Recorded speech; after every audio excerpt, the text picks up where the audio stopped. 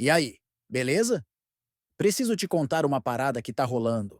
Uma daquelas notícias que a mídia grande até mostra, mas não te conta a história toda, os detalhes que fazem o queixo cair. Sabe o deputado Nicolas Ferreira?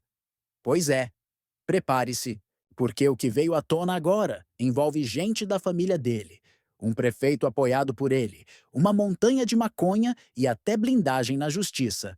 É um novelão da política brasileira que está se desenrolando e você precisa entender o que está acontecendo, porque isso afeta todo mundo, afeta o seu dia a dia, afeta o futuro do nosso país.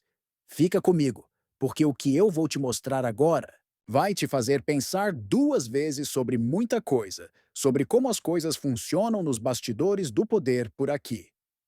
Primeiro, a gente tem essa bomba aqui, vinda de Minas Gerais. O primo do Nicolas, Gleicon Ranier, de Oliveira Fernandes. Esse cara foi preso. E não foi por qualquer coisa, não. Ele foi pego em flagrante com uma quantidade absurda de maconha no carro. 30 quilos. Pensa no volume que isso representa. E mais um pouco de cocaína também. Ele já está preso, desde a semana passada, num presídio lá em Uberlândia. A prisão em flagrante aconteceu durante uma operação de rotina. Mas o impacto disso a gente está começando a sentir agora. Por que o nome do Nicolas Ferreira tá ligado a isso de cara? Porque esse primo, pego com droga pesada, é filho do Enéas Fernandes. E quem é o Enéas Fernandes? Ele não é só tio do Nicolas. Ele é também um prefeito que o próprio deputado Nicolas Ferreira apoiou politicamente, diretamente, na eleição municipal de 2020. Ou seja, tem uma ligação familiar e tem uma ligação política forte ali. Agora, a coisa começa a ficar ainda mais interessante e preocupante quando a gente olha para o dinheiro público. Você sabe que os deputados federais têm direito a mandar as famosas emendas parlamentares, que é uma fatia do orçamento da União, dinheiro nosso, dinheiro do pagador de imposto, que eles indicam para ir para projetos nos municípios. E o que descobriu a reportagem investigativa do Intercept Brasil que o Nicolas Ferreira, do PL de Minas Gerais, direcionou uma quantidade gigantesca dessas emendas, mais de 1,5 milhão de reais, para a cidade de Nova Serrana, que fica lá em Minas. Adivinha? É a cidade onde o pai do Gleicon, o tio do Nicolas, o Enéas Fernandes, é pré-candidato a prefeito de novo nas próximas eleições, em 2024. A reportagem do Intercept mostra que Nova Serrana não é uma das cidades mais populosas de Minas. Está lá pela 12ª posição no ranking estadual. Mas lidera disparado a lista de cidades beneficiadas por emendas parlamentares do Nicolas Ferreira. O desembolso desse dinheiro todo, segundo os registros, deve acontecer em 2025, logo depois que o Enéas, o tio do Nicolas, o pai do primo preso com 30 quilos de maconha, tentar se eleger prefeito. Entendeu a linha de conexão? Apoio político, dinheiro, público sendo direcionado, parentesco em posição-chave. O Nicolas Ferreira, inclusive, fez um vídeo no Instagram dele falando sobre essa história do primo. Ele não fala da maconha, nem do volume absurdo encontrado. No vídeo que o Intercept usou, o Nicolas fala sobre o primo ter sido um foragido e que ele o aconselhou a se entregar.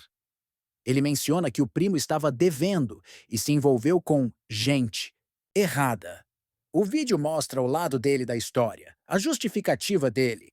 Mas o fato é que o primo foi pego com uma quantidade enorme de droga. E ele é filho de um aliado político que recebeu um volume desproporcional de emendas dele. É natural um deputado mandar emendas para o seu estado? Sim, é. Mas concentrar essa bolada na cidade onde o próprio tio é candidato, num momento tão estratégico como a pré-campanha, com o dinheiro liberado logo depois da eleição, isso, no mínimo, levanta sérios questionamentos sobre o uso do dinheiro público e as redes de influência na política. E para mostrar que esse tipo de jogo sujo, essa teia de relações e blindagem, não é um caso isolado e acontece em altos níveis, a gente tem a outra notícia. Essa veio lá de Palmas, no Tocantins, e envolve o prefeito da capital, o Eduardo Siqueira Campos, e o sobrinho do governador de lá, o Tiago Barbosa. A Polícia Federal deflagrou uma operação investigando um esquema sofisticado de vazamento de informações sigilosas. Informações importantíssimas de investigações policiais que deveriam estar guardadas a sete chaves. A PF descobriu que essa turma tinha acesso a detalhes de operações que corriam no STJ, o Superior Tribunal de Justiça. Pensa na gravidade disso. Gente de dentro, ou com acesso a gente de dentro do alto escalão da justiça, repassando dados secretos para investigados. O objetivo, claro, era atrapalhar as investigações, blindar pessoas, permitir que se livrassem de provas, apagassem rastros, queimassem arquivos. A própria Polícia Federal, no relatório da operação, disse que as ações foram frustradas por causa desses vazamentos. Eles pediram a prisão e o afastamento do prefeito Eduardo Siqueira Campos. Mas adivinha quem decidiu? O ministro Cristiano Zanin, do STF. E o que ele fez? Ele negou o pedido de prisão, negou o pedido de afastamento do prefeito, concedeu apenas mandados de busca e apreensão. E olha que a PF tinha nas mãos diálogos gravados onde o prefeito de Palmas falava abertamente sobre o caso, sobre a situação do sobrinho do governador, que já estava preso por sinal, e mesmo preso, teria acesso a privilégios ilegais, segundo a investigação, e dava a entender que sabia de detalhes sigilosos da investigação e até sugeria que pagavam por essas informações privilegiadas. É um caso claro, segundo a PF, de obstrução de justiça, de tentar manipular o processo. Legal. Mas a decisão da mais alta corte foi de não prender, de não afastar o prefeito. Você junta tudo isso, primo de deputado pego com montanha de droga, pai desse primo, que é tio do deputado, recebendo emendas parlamentares concentradas do deputado, na cidade onde é pré-candidato, e um esquema de vazamento de informações sigilosas em outro estado envolvendo prefeito e sobrinho de governador, com a PF pedindo prisão e sendo negada por ministro de Tribunal Superior. Qual a conclusão? Que a gente chega?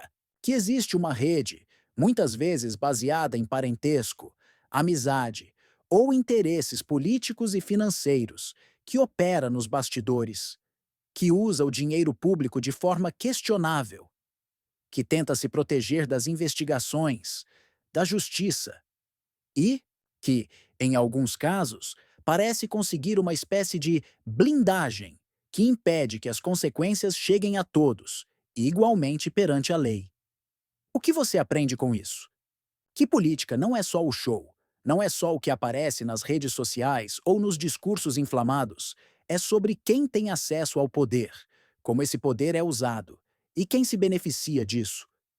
O seu voto é a sua ferramenta mais poderosa para mudar esse jogo, para quebrar essa lógica, para exigir transparência, para cobrar responsabilidade, para não eleger quem tem histórico ou conexões duvidosas. Não dá para reclamar da corrupção ou da impunidade se a gente não presta atenção em quem coloca no poder. A gente precisa de gente séria, técnica e que não misture interesse público com negócios de família ou proteção de aliados. É simples assim. E o resultado de não fazer isso, de votar no maluco, só porque ele se veste de uma cor ou grita um slogan, é esse cenário que a gente vê. Minha mensagem final para você é essa. Presta atenção. O Brasil só melhora quando a gente vota direito.